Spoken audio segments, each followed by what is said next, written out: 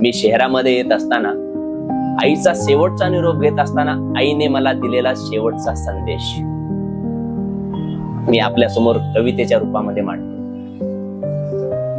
आशांपासून दूर राहायचं, आशांपासून दूर राहायचं.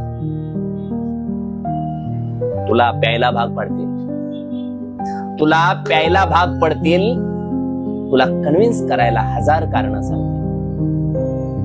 तुला प्यायला भाग पडतील, कन्व्हिन्स करायला 1000 कारण सांगतील. आपण ऐकून घ्यायचं पण प्यायचं नाही. अशांपासून दूर राहायचं. तुझ्याने होणार नाही म्हणतील, तुझ्या अस्तित्वावर प्रश्नचिन्ह उभं करतील. अरे बाबा, तुझ्याने होणार नाही म्हणतील, तुझ्या अस्तित्वावर प्रश्नचिन्ह उभं करतील.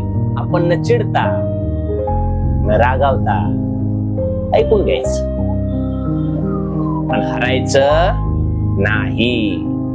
अशांपासून दूर राहायचं.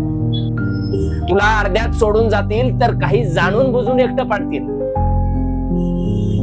आपण जाणाऱ्यांना जाऊ द्यायचं, येणाऱ्यांना येऊ द्यायचं, तर वाट सोडायची नाही. अशांपासून दूर राहायचं. तुला हाणून पाडून बोलतील, अरे तुझ्यानं काही होणार नाही म्हणतील. अरे तू जमिनीला कलंक आहे म्हणशील आणि तू तुझ्या कुटुंबाचा मोडलेला कणा आहे म्हणतील. आपण दादा, काका, मामा आणि साहेब बोलून पोटात शिरून राहायचं पण कोणाच्या डोळ्यात खुपायचं नाही. अशांपासून दूर राहायचं. असा माझ्या आईने मला दिलेला शेवटचा संदेश